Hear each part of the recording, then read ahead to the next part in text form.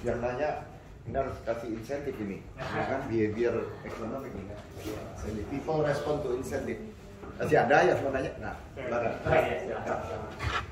Halo, nama saya Raffi dari USN 16A.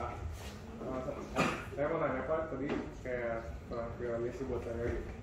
Kalau dalam konteks pengambilan keputusan keuangan, bagaimana si ekonomi behavioral ini bisa menginformasikan desain intervensinya secara efektif gitu, mengatasi si bias yang kayak tadi Bapak sebutin, kayak penghindaran kerugian, kayak mempromosikan perilaku, kayak pengelolaan utang yang bertanggung jawab, kayak tanggungan jangka panjang, atau diversifikasi investasi kayak gitu.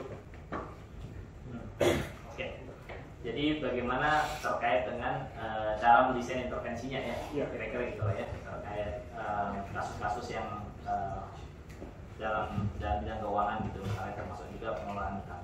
Nah, perlu disampaikan bahwa kalau kasusnya adalah behavioral economics, memang kita cenderung melihatnya kita sebagai pengambil yang punya kepentingan gitu. Jadi misalnya pihak perbankannya sehingga NPL-nya rendah gitu ya, tujuannya itu. Pemerintah sehingga masyarakatnya berkelakuan baik gitu misalnya.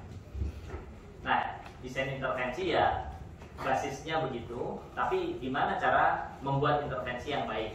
Caranya yang pertama ya kita sebagai katakanlah pemerintah berpikir sebagai masyarakat. Kalau itu masyarakat nelayan ya kita berpikir sebagai nelayan. Kita perlu tinggal dengan nelayan sekian hari untuk melihat hari-harinya, pola kehidupannya dan seterusnya, itu wajib dilakukan. Sama seperti kalau perbankan ya dia juga perlu menjadi nasabah juga gitu ya.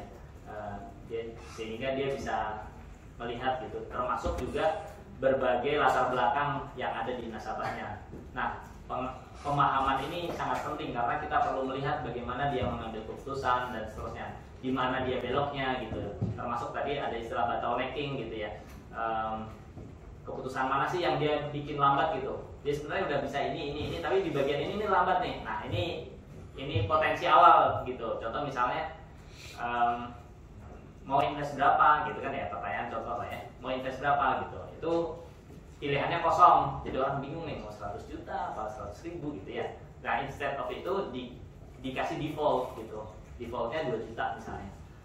2 juta dari mana? Dari kebanyakan orang lah. Jadi ketika dia melihat oh udah 2 juta ya udah next aja gitu. Jadi itu termasuk nudge yang bisa diberikan. Kira-kira gitu. Jadi pemahaman semendalam mungkin itulah kunci yang bisa kita.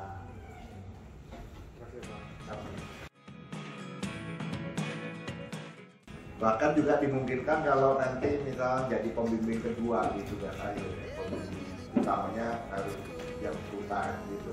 Nah, jadi nanti kita share emailnya kalau dibutuhkan. Ya, terima kasih banyak ini atas waktu dan kesempatan